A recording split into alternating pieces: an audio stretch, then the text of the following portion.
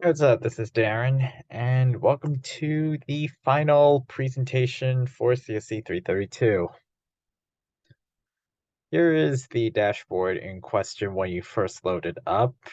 I should like to note that for the first time, I am now using Flask in order to get the required code for what you're about to see, instead of just using a bunch of CSV files.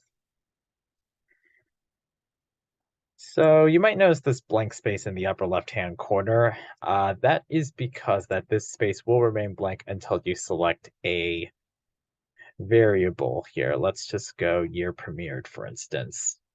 And all of a sudden, this is now populated with a histogram right here. And this histogram, just like in Lab 4, you can click on different boxes and see see them highlight the corresponding points for both this pie plot and parallel coordinate plot uh, in the upper right and bottom left-hand corner. Now, these two are static. They will not change besides the highlighting. And the same goes for the histogram right here. Eh, And meanwhile, on the other hand, the histogram and the time chart right here are going to adjust based off of the variable in question. If you choose a categorical feature, say, for instance, studios, this time chart will display the number of series premiered uh, depending on year. But if we go to a numerical feature, like, for instance, 2022 score, the x-axis remains the same, it's year, and the y-axis all of a sudden becomes the average of all entries with a given year right here. Like, for instance, in 2000, there's an average score of just a little over 8. All right, going into some of the questions we want to answer right here. The first one actually just involves this chart right here. We want to ask, is anime getting worse over time? Because there is a general consensus among people in the anime industry that, yeah, anime is getting worse over time. And part of that is linked to the year premiered stat right here, where we can see that there is a significant jump in number of series produced since the year 2005. But we can see here that, um, no, not really.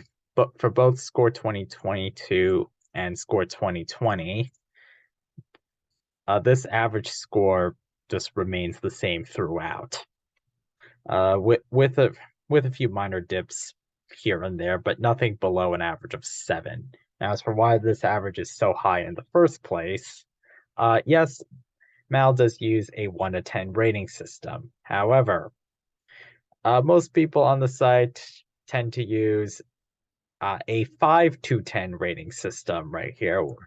I'm just saying this from personal experience, which is why your highest number of scores of average scores is 7, 7 to 7.5, 7.5 to 8, and 8 to 8.5 right here. I guess this makes a lot of sense. If you go on a site like Mal, you are very likely to be interested in anime as a medium. So keep that in mind. Same goes for the 2020 data right here.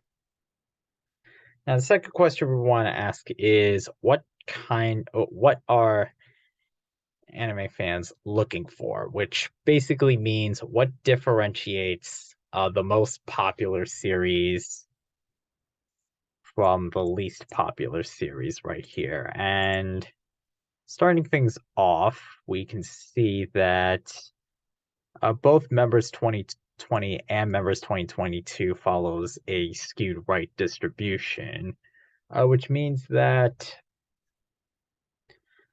you really, which And what this means here is that the most popular series stay the most popular and vice versa right here. Like for instance, in 2020, the most popular series on Mal had 2.5 million members on it, and that number skyrockets over to 3.5 million in just 2 years. We can also see that members are relatively independent of year in question. The most popular series can just pop up at any time, which is why the average doesn't really. It appears to follow a time series pattern, but it really isn't. It's just hopping back and forth with no clear set period.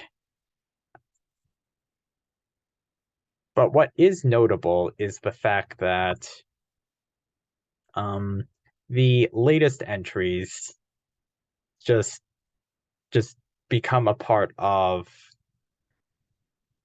the cycle right here. As in 2020, this number is close to zero on average, but that number just is in line with everything else from when looking at the 2022 data, which indicates that the most popular series on map that the latest hits are among the most popular are among the anime that new uh, that Mal users commonly try and look for. And lastly, taking a look at the biplot and parallel coordinate diagram right here, you could see that indeed the most significant features are the members and favorites for PCA component 1, as well as year premiere for PCA component 2 right here. But if you take a look at parallel coordinates, you can see here that these colors are pretty consistent throughout.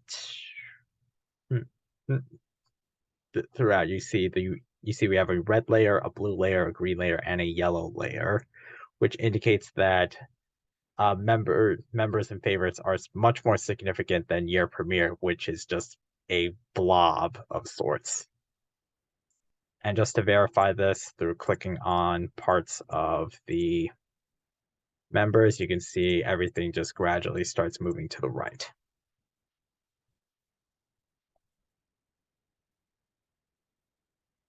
I'm just doing this one once more for 2020.